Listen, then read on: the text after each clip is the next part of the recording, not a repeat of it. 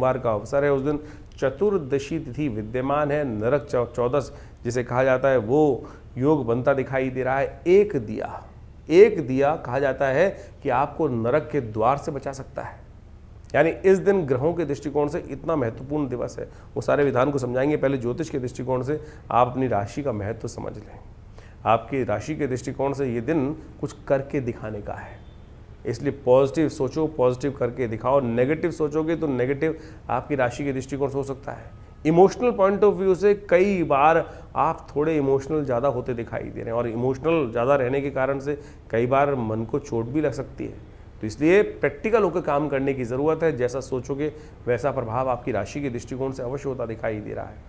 फिर जैसा हमने कहा वो भी समझ लीजिए कि नरक चौदस भी है इस दिन, छोटी दिवाली भी है इस दिन, और साथ साथ रूप चौदस, कई प्रकार के योग इस दिन बनते दिखाई दे रहे हैं। शास्त्र के दृष्टिकोण से आपको उस महत्वपूर्ण स्थिति को समझ लेना चाहिए कि क्या कुछ कर लेने से आपकी राशि के दृष्टिकोण से बहुत अद्भुत प्रकार का योग बन जाएगा।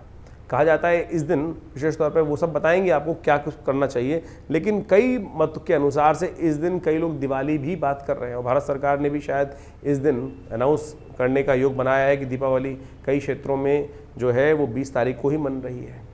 शास्त्रीय दृष्टिकोण से ज्योतिष की गणनाओं के अनुसार से हमने इसका पूरा जो विज्ञान है वो आपके समक्ष उपस्थित कर रहे हैं हम, कि आप क्यों दिवाली जो है वो विशेष तौर पर 21 को ही होनी चाहिए। शास्त्रीय दृष्टिकोण से उस बात को अच्छे से समझ लेना चाहिए आपको कि दिवाली जो है वो 21 को ही मनाना श्रेष्ठ है। वैसे तो हर रोज़ दिवाली हो सकती है, क्योंकि भारतीय संस्कृति आनंद की संस्कृति है। वो एक तो पुरानी कहावत है ना, जब बावला जागे तब दिवाली, वो ऐसे ही नहीं है। दिवाली जिस दिन आप जाग जाओ, जिस दिन आप समझ जाओ, जिस दिन दिए जला लो, उसी दिन दिवाली बन सकती है। भगवान का पदार्पण जिस दिन आप जाग जाओ उसी दिन आपके मनोमस्तिष्क में हो सकता है। लेकिन शास्त्रीय दृष्टिकोण से इस पूरे विधान को हमको समझने की आवश्यकता है। शास्त्र कहता है कि दीपावली जो है वो विशेष तौर पर प्रदोष व्यापनी ही ग्राह्य है। कई लोगों ने शास्त्र मत के अनुसार से इसको ये समझ लिया कि रात्रि व्यापनी होनी चाहिए, मतलब मध्यकालीन व्यापनी होनी चाहिए, लेकिन तिथि निर्णय इस बात पर साथ साथ साफ साफ कहती है कि प्रदोष व्यापनी ही ग्राह्य है, कि यानी शाम के समय जिस दिन सूर्यास्त के समय हो।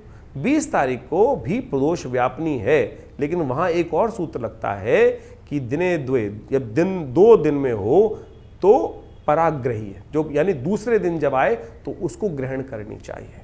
अब हुआ क्या है कि काशी के कुछ पंचांगों ने इस बात में अपनी गणनाओं के अनुसार से एक बात रखी कि उनकी गणनाओं के अनुसार से उनको ऐसा लगता है कि ये जो काल गणना है कि वो अगले दिन यानी 20 तारीख को जो है वो प्रदोष व्यापनी है, और 21 तारीख को प्रदोष व्यापनी नहीं है।